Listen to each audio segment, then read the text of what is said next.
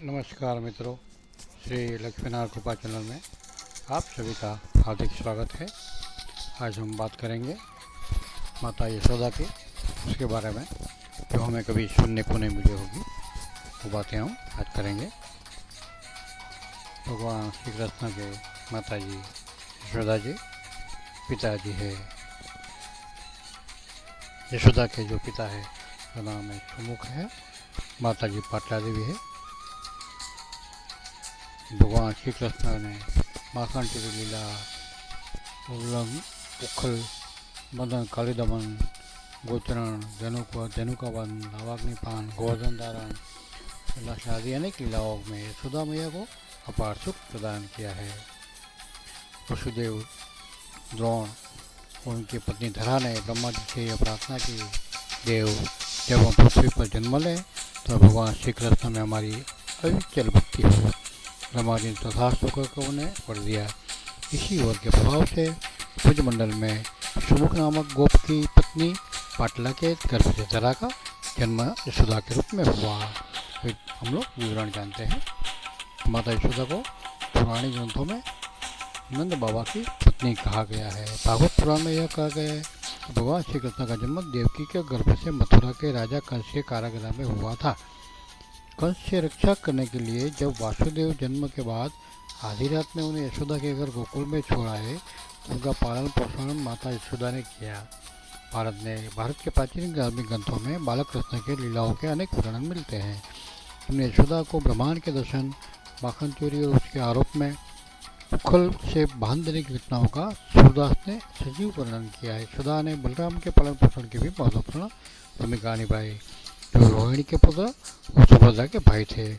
उनकी एक पुत्री का भी वर्णन मिलता है जिनका नाम था एकांगा, जो अभी कहीं भी सुनने को नहीं मिला होगा। मुक्तिदाता भगवान से जो कृपा प्रसाद नंद रानी यशोदा मैया को मिला, वैसा न ब्रह्मा को, न शंकर को, न अर्धांगिनी लक्ष्मी जी को ही कभी प्राप्त हुआ। वशिष्ठ द्रोण पद्मयोनि ब्रह्मा से यह प्रार्थना की, देव जब मैं पृथ्वी पर जन्म धारण करूँ तब विश्वेश्वर से भगवान श्री हरि श्री कृष्ण चंद्र मेरी भक्ति परम भक्ति हो। इस प्रार्थना के समय द्रोणपति धरा भी वही खड़ी थी। धरा ने मुझसे खुद नहीं कहा, तो उनके अणु में भी यही अभिलाषा थी। मन ही मन धरा भी पद्मयोनि से भी यही मांग रही थी। पद्मयोनि ने कहा, तथास्तु, ऐसा ही होगा। इसी वर के प्रभाव से धरा ने ब्रजमंडल के एक सुमुख नामक गोप एवं उनकी पत्नी पाटला की कन्या के रूप में भारतवर्ष में जन्म धारण किया। उस समय जबकि स्वयं भगवान श्री कृष्ण के अवतरण का समय हो गया था। श्वेतवाराह कल्प की 28वीं चतुर्युगी के द्वार का अंत हो रहा था। पाटला ने अपनी कन्या का नाम यशोदा रखा। यशोदा का विवाह ब्रज नंद से हुआ। ये नंद पूर्वजन्म में वही द्रोण नामक वसु थे जिन्हें ब्रह्मा ने वर दिया था। भगवान के नित्य लीला में भी एक यशोदा है। वे भगवान श्री कृष्ण की नित्य माता है। वात्सल्य रस की धनी पूर्ति मूर्ति यशोदा रानी सदा भगवान को वात्सल्य रस का आस्वादन कराया थे। जब भगवान के अवतरण का समय हुआ तब इन चिदानंदमयी वात्सल्यमयी यशोदा का भी इन यशोदा में ही आवेश हो गया। पाटला पुत्री यशोदा नित्य यशोदा से मिलकर एक में एक हो गई। इन्हीं यशोदा के पुत्र में आनंद कंद परब्रह्म पुरुषोत्तम स्वयं भगवान श्री कृष्ण चंद्र अवतीर्ण हुए। आयु ढल चुकी थी। इससे पूर्व अपने पति इंद्र नंद के से यशोदा ने न जाने कितनी चेष्टा की थी कि पुत्र हो, पर पुत्र हुआ नहीं। जब पुत्र हुआ तब फिर आनंद का कहना ही क्या है। यशोदा जी चुपचाप शांत होकर भी सोई थी।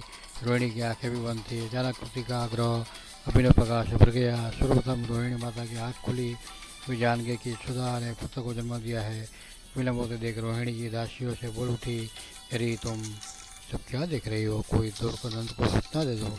फिर क्या था, दूसरे इच्छा श्रुति का आकार आनंद और कोलाहल में डूब गया। एक नंद को सूचना देने के लिए दौड़ी, एक दाई को बुलाने के लिए गई, एक शहनाई वाले के यहाँ गए। चारों आनंद का साम्राज्य छा गया। यशोदा को पुत्र हुआ। इस आनंद में सारा ब्रजपुर निमग्न हो गया। छठे दिन यशोदा ने पुत्र की छठी पूजी। नंद ने इनका दान किया, या इतना दान किया कि आज को कहीं और मांगने की आवश्यकता ही समाप्त हो गई। संपूर्ण ब्रज ही मानो प्रेमानंद में डूब गया। माता यशोदा बड़ी धड़क के साथ पदार्थ ये और अपने हृदय तो उनको खा लेती है। वो शिशु के अग्रों को खोलकर अपना स्तन उसके मुख में देती है। भगवान शिशु में माँ के इस वात्सल्य का बड़े ही प्रेम से पान कर रहे। इसके दूसरे दिन मानो यशोदा वात्सल्य सिंधु का मंथन आरंभ हो गया।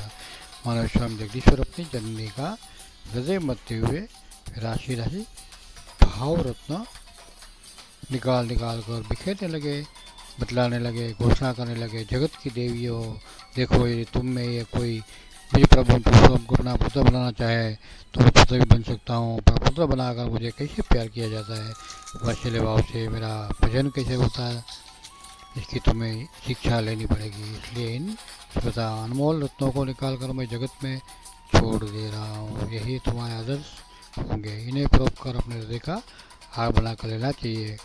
अलौकिक हो जाएगा। इस आलोक में आगे बढ़कर पुत्र में विजय पा लेगी। जन्नत अनंत काल के लिए सुखी हो जाओगे। माता यशोदा का कृष्ण के प्रति बड़ा लगाव था। जब कंस के द्वारा भेजी गई पुतना अपने स्तनों में कालकूट विष लगाकर गोपी वेश में यशोदानंदन से कृष्ण को मारने के लिए आई। उसने अपना स्तन कृष्ण के मुख में दे दिया। श्री कृष्ण दूध के साथ प्राणों को पी गए। शरीर छोड़ते समय कृष्ण को लेकर पुतना मथुरा की ओर दौड़ी। उस समय यशोदा के प्राण भी श्री कृष्ण के साथ चले गए। कि जीवन में चेतना का संचार हुआ तब हुआ जब गोप सुंदरी ऋषि कृष्ण को लाकर उसकी गोद में डाल दिया। यशोदानंद बढ़ रहे हैं एवं उसी क्रम से मैया का आनंद भी प्रतिक्षण बढ़ रहा था। यशोदा मैया पुत्र को देखकर देखते को फूलती नहीं समाती थी। फिर पालने पर पुत्र को सुलाकर आनंद में निम्न होती थी। इस प्रकार जननी का प्यार पाकर श्री कृष्ण को 81 दिन हो गए। तो जननी को ऐसा लगता था मानो कुछ देर पहले ही मैंने अपना पुत्र को सुलाम हो देखा। आज से अपने पुत्र को खुशहाल सकट के नीचे पालने पर सुला आई थी। इस समय कंस द्वारा प्रेरित उत्कट नामक नीचे आया। गाड़ी में प्रविष्ट हो गया। शकट को ईश्वरानंद पर गिरा कर यह उसको पिट डालना चाहता था, पर उससे पूर्व ईश्वरानंद ने अपने पेड़ से शकट को उलट दिया और तासुर के संस्करण का अंत कर दिया। फिर जब जननी ने शकट पतन का भयंकर शब्द सुना तो सोच बैठी कि मेरा लाल तो अब जीवित नहीं रहा। बस ढाट मारकर एक बार चित्कार कर उठी और सुबेदा प्राण शून्य से होकर गिर पड़ी। वही कठिनता से गोप सुंदरी उनकी मूर्छा तोड़ने में सफल हुई। उन्होंने आंखें खोलकर अपने पुत्र को देखा। देखकर रोते हुए अपने को धिक्कार देने लगे। हाय रे मारा, हाय मेरा लाला, मेरा नीलमणि नवनीत से भी अधिक सुकोमल है, केवल 3 महीने का है और इसके निकट शकट हठात भूमि पर गिर पड़ा। ये बात कर मेरे प्राण न निकले। मैं उन्हीं प्राणों को लेकर अभी तक जीवित हूँ। तो यही सत्य है कि मैं व्रत से भी अधिक कठोर हूँ। मैं कलाले माता से माता हूँ।